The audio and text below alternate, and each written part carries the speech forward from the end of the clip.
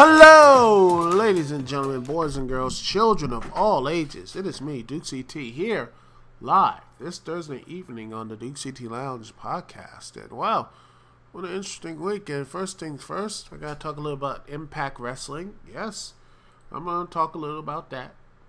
And let me tell you, it was a very, very good show. Seriously, we got some very good promos from Drew Galloway.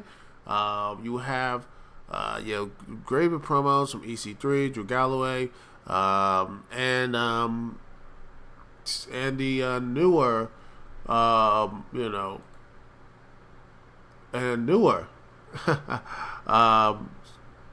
wrestler, Aaron Stevens, aka Damian Sandow, who really good promo, and just remind me about what Christian was like in 2006. Get me into that 2006 mode when Christian came into TNA, way back when he was Christian Cage, and I think it's going to be a really good thing. I think hopefully, and the way they're positioned tonight, I think he might be getting for maybe I wouldn't be surprised if he goes after one of the championships.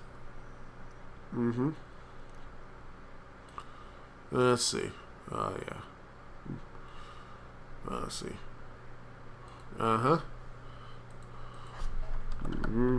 But yeah, it's and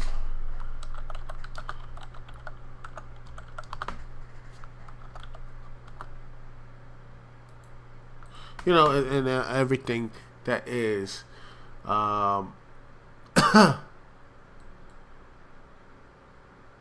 there's a lot of positive things. I mean, again, the matches were good. Jeff Hardy looks like he actually going with the whole broken. I mean, he's finally broken Brother Nero with Jeff Hardy, which actually seems to be really good. And I'm still holding off on that until the storyline completes. It's not like it's completed yet. If it is completed, I will see if there's something out there. Or maybe Jeff Hardy is fooling his brother, saying he's really is deleted, but he's not really deleted. That sort of thing. Because Jeff Hardy had defeated the Tribunal tonight. More of it was a segment. That was actually just to bring over stuff and get over that Matt Hardy has now mind control powers. So he hypnotized the fan to basically tell him, because he said Jeff is better and everything else, and well, he's like, he came close to him because last week he basically ripped off a fan and bit the fan off. Now he's in mind control. And that is, because, hey, you know what? I can roll with that.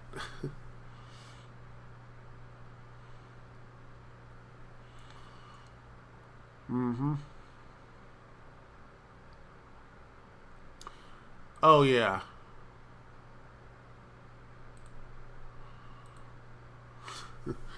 Oh yeah, I'll get to what happened on some WWE stuff because I got a nice little picture, about what happened on Raw. Yeah, I'll get to that soon. I just saw it on Twitter. I'll get off Twitter. I gotta get myself focused on the show. But I'm talking about Impact Wrestling. Very good stuff here. There's some really good, like I said, good promos. Some good storyline leads that are going to, I think it's going to be Eddie Edwards, who's looking to take on Moose, but there's some hesitation with Moose.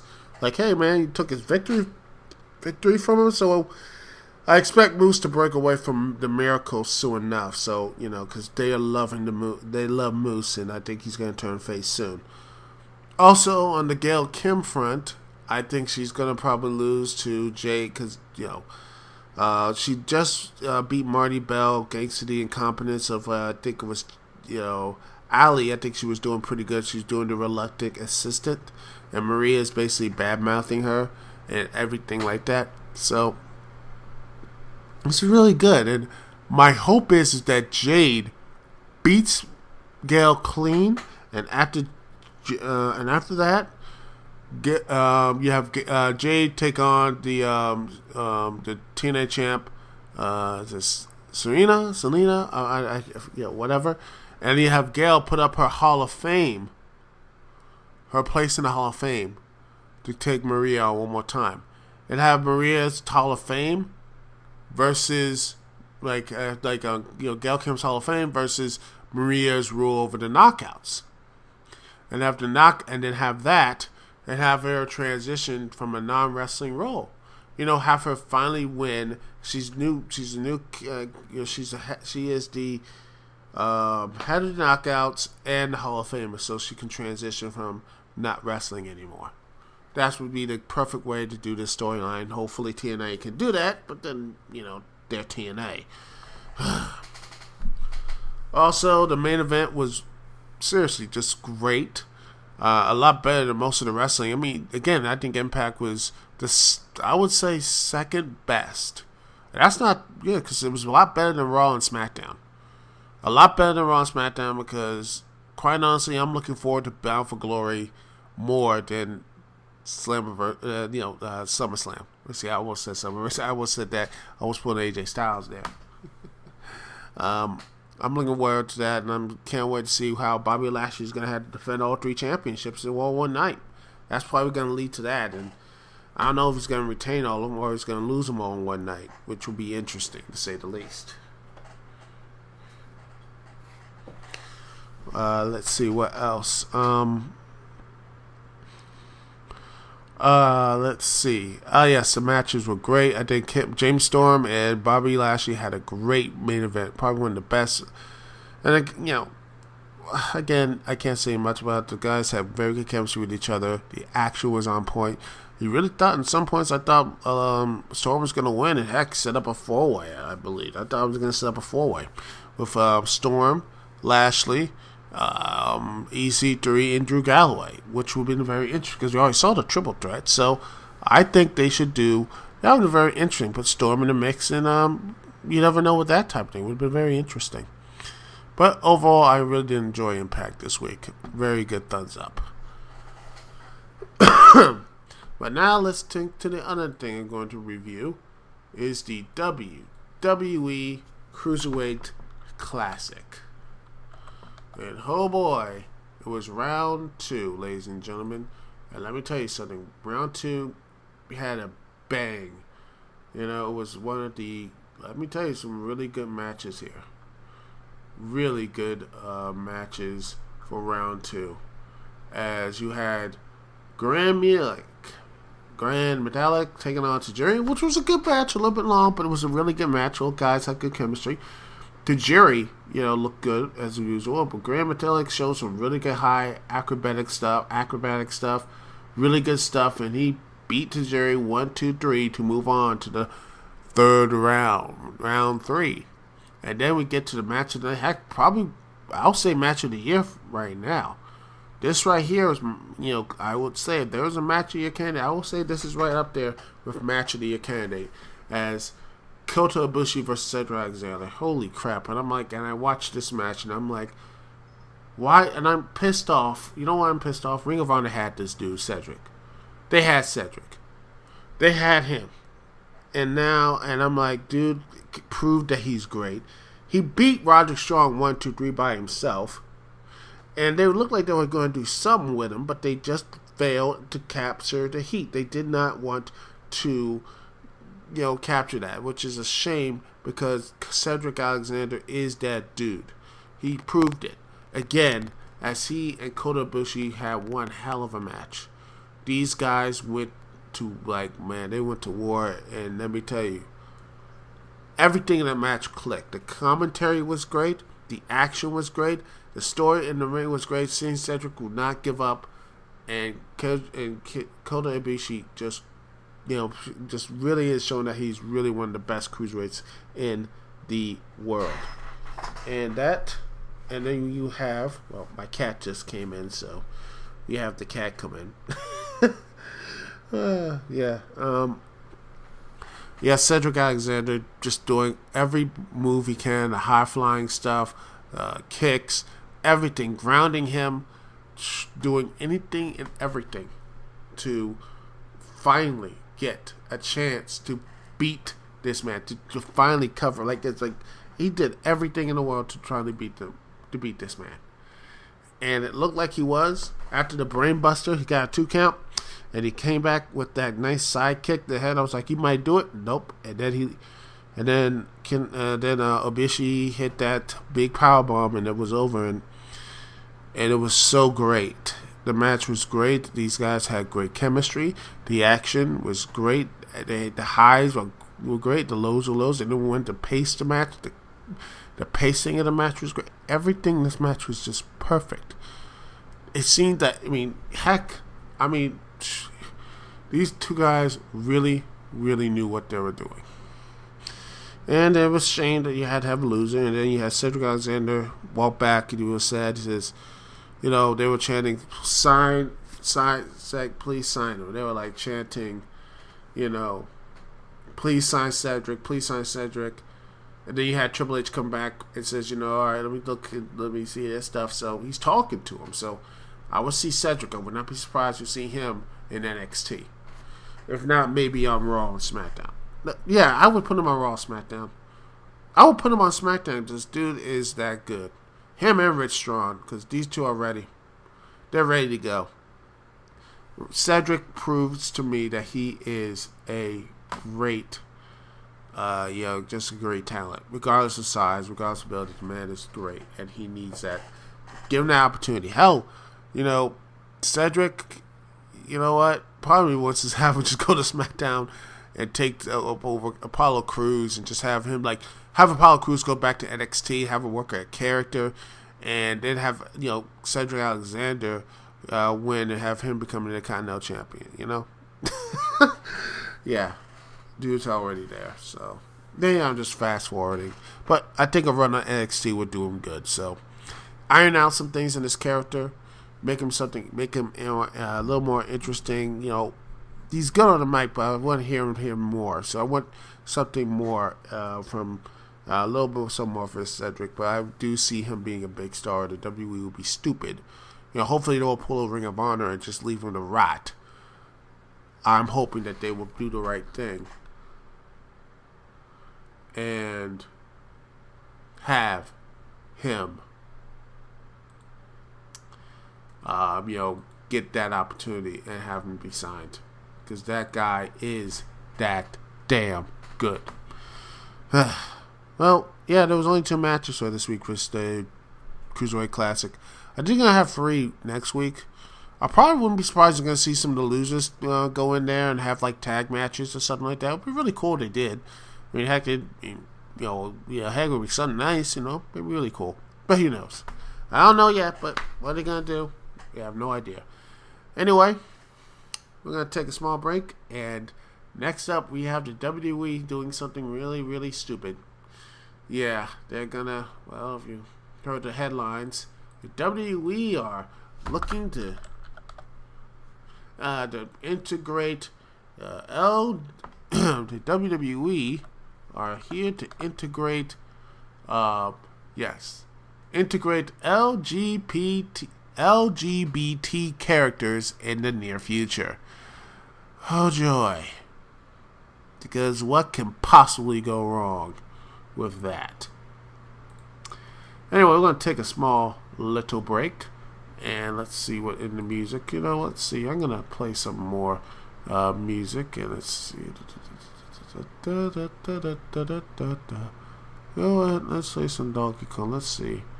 Let's play a little bit of... How about this? The chase is haunted by the Prince of Darkness from Donkey Kong Country 2. Serious Monkey Business from OC Remix. You can find it on ocremix.com. I'm going to play a little bit of this, and we'll be right back right after this. Hopefully you like this show. You go ahead, share, whatever. Do all the things you crazy kids do with those. You like those videos and such. And I'll be right back here on the Dukect Lounge.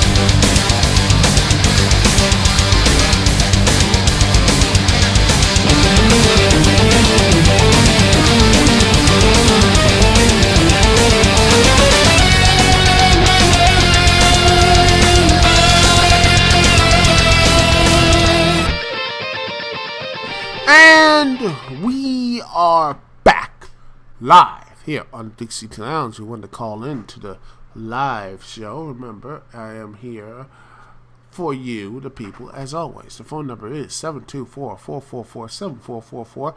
Once again, the number is 724-444-7444. And the call ID connecting me, Dukect, is 92417. Once again, the call ID is 92417. WWE. It is cavalcade of many characters. And in history, they have done really good things. I will be said. In the idea of pro wrestling, you had the first Samoan champion. You had the first women's intercontinental champion in China. Samoan is in rock or black, whatever. The point is, WWE has been very inclusive and becoming, more of accepting of the having championships and such, having champions. Darry Young, a former tag team champion who is homosexual and such. So the WWE prides itself of, some would say WWE is a bit of a leap of we're gonna do something cool. We're gonna, they're, so what you say we're called progressive, but here's the problem with the WWE. The storytellers, they used to be at least halfway decent, but now they're total, utterly crap. Doesn't matter if you're white, black, women, Asian, straight, or whatever, unless you're in NXT, which they see to go what they're doing in NXT. But if you're on the main roster, you are complete. They will book you as a complete and total geek, a complete failure, a complete utter goofball, and they will try to hide your weaknesses. They will they will bring their weaknesses out front and downplay their strength. They are completely inept in telling stories. So when in a Beyond Sport United event, you have it says WWE Chief Brand Officer Stephanie McMahon is committed to LGBT exclusivity. She said this. It says, she says a lot of good things. She says throughout her life, she knew about knowing gay WWE superstars and executives. It's always been accepted. You have the legend who was the first Intercontinental Champion, Pat Patterson. I forgot to mention him. Pat Patterson, one of the best wrestlers, the old school wrestlers and such. He has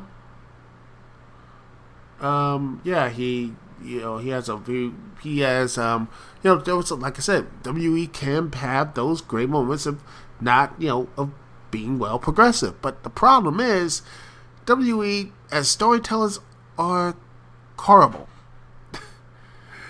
They are completely terrible. Do you guys want to go back to the whole Billy and Chuck days when they completely, utterly, had GLAD? GLAD was sponsoring this, Oh yeah. You remember that fiasco? GLAD. Let's see. They are the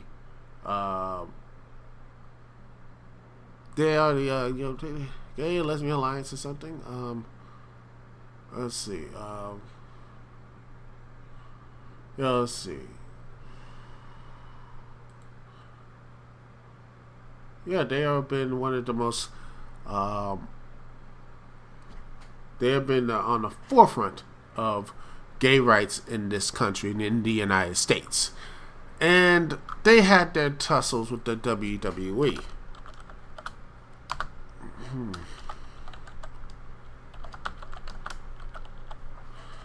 And let's see.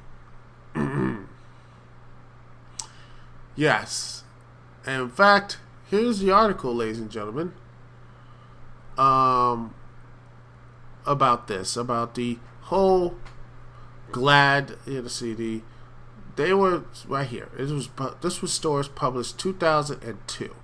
It says, quote, they supported the representation of Billy and Chuck, not the called-off wedding. The WWE lied to us 2 months ago when they promised Billy and Chuck would come out and wed on the air. In fact, I was told / lied to the day after the show was taped in Minneapolis. The wedding took place and all was well. The WWE also lied to the Today Show, to the New York Times, other media outlets, and many expressed their disdain for a WWE's unprofessional marketing machine. Yep. Oh yeah, the whole Billy and Chuck thing. And someone says, what a mark. But these are the big hitters. They were a very, the GLAAD is a big, like I said, a very huge organization about gay rights, and they did not like being taken a fool with. So, yeah,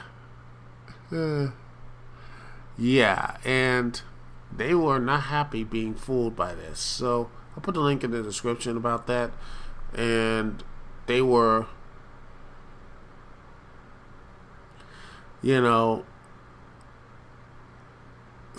were doing all this stuff, but yet they were, they were, well, I would say worked, but they did not, they weren't in on the joke, like I said. They did not like that.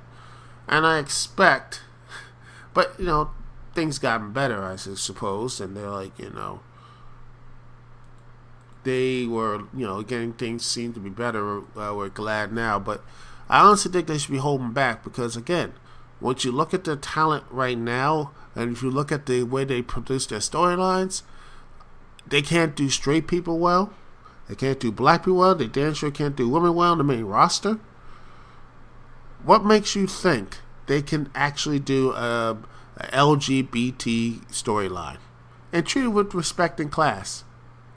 What possibly do you think the brain trust of Mr. McMahon, Stephanie, and Triple H could do?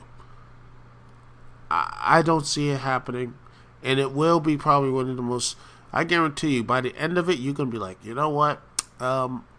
It's going to be like one of those things, you're like, man, maybe we shouldn't have asked that. I mean, it's going to be that horrible, because, again, they don't know how to tell any good story. They are completely and totally... Again, they can't tell a good story for anyone on their roster, male or female. Every time they do, the crowd actually becomes apathetic to them, or they outright hate them. So, that's the whole issue right there. They're not going to get any type of positive, they're not going to have any positive storyline. It's going to be a blowback on them badly, and with ratings bad right now, this is the type of risk I don't see them doing anytime soon. In fact, I would not be surprised if they just, maybe have that, on the back end, maybe for next year. Hopefully they'll have their hopefully after that brand extension is, they'll finally get that brand extension figured out and have their superstars, their so-called superstars, their WWE, when they're not depending on guys the crowd barely even knows and they're not moving the needle, which, look, again, Finn Balor, Dolph Ziggler, Dean Ambrose, and Seth Rollins, they're great. They're good wrestlers, great wrestlers even. But they can't move the needle. Dean Ambrose is responsible for the lowest ratings out there. So that's not going to happen. And they're barely telling any decent or good story what's going on with Dean Ambrose. And, fine. You want to tell a story with Dean Ambrose and Seth Rollins, Dean Ambrose and Dolph Ziggler, fine. I don't care. Fine. But, again, don't try to pin it up and say that they're going to be so interesting. It's not. SmackDown is, the only good things about SmackDown are American Alpha, and Marlon Renato. That's pretty much it. And I don't care for anything and anybody on that show. I barely care for anyone. And it's a shame. Used to, but I don't.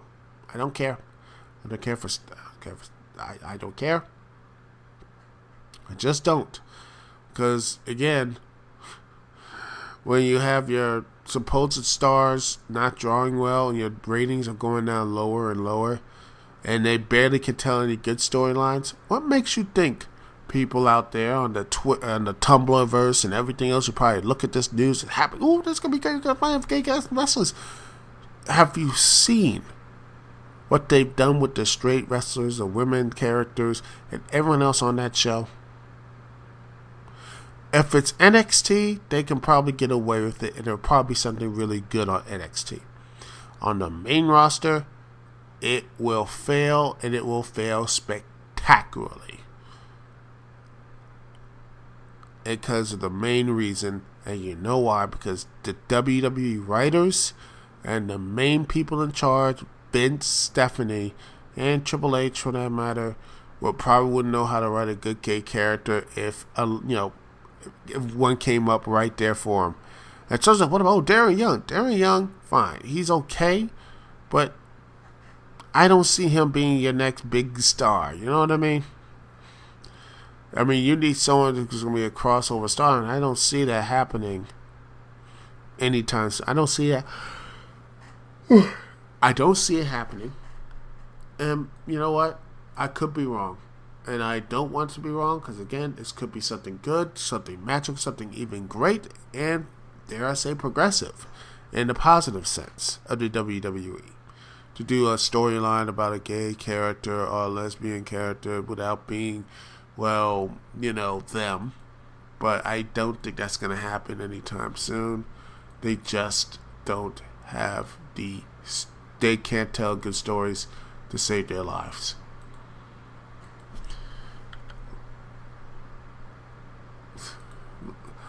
I'm being mean. If you want me to say I'm being mean, then so be it. But yeah, this is not going to work for him. I know it's not going to work for him. Everyone is, it's not going to be a surprise. When this fails, and it will fail, ladies and gentlemen, it will not be a surprise. It won't be a surprise.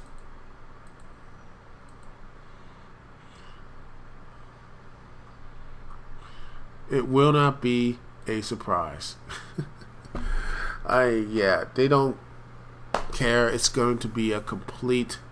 They don't care about writing good characters. They don't care about writing good stories.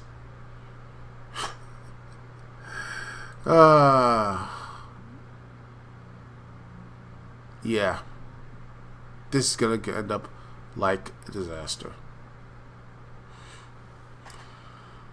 And by the way, people say, well, what would you do? Well, here's the best way to do it. If they're gay or straight or whatever, don't have them nothing to do. Yeah, exactly. Don't make it a part of who they are. Like, yeah, they're this, but they're also other things, I mean, you can exactly. They don't know. WWE has no idea about subtlety, and if they know about subtlety, wrestling itself is not known for subtlety. It's pretty blunt, and I don't think WWE has the nuance, subtlety to do these type of storylines. I shudder to think what they would do to a trans character in the WWE. I just, I don't see that. It will be a nightmare. And it will look bad on everything. It will look bad on us. It will look bad on WWE. And I'm sure guys and the guys and gals on the YWC will howl at the moon. People certain YouTubers will probably be like, this will be a firing off point. Trump, these SJWs will have this, the blowback, like I said, the blowback will be insane. Because the SJWs will have something on it, doing this and that, it will be a complete toxic waste dump if they try to do this. So just do lip service. Don't put on the characters. Just drop it now. WWE, don't do it. You're going to fail, and you're going to fail hard if you try to do this. And it will not be pretty. Well, that was a fun show. Anyway, thanks so much for listening. And if you don't mind my rantings, leave a comment below on the YouTubes or whatever I put this up there, iTunes or whatever. And that's pretty much it for the show, ladies and gentlemen. Thank you so much for watching and listening. And let me be a part of your lives this evening or wherever you're listening to. Anyway, this is Dukect here. Peace and love. I will see y'all when I see y'all later.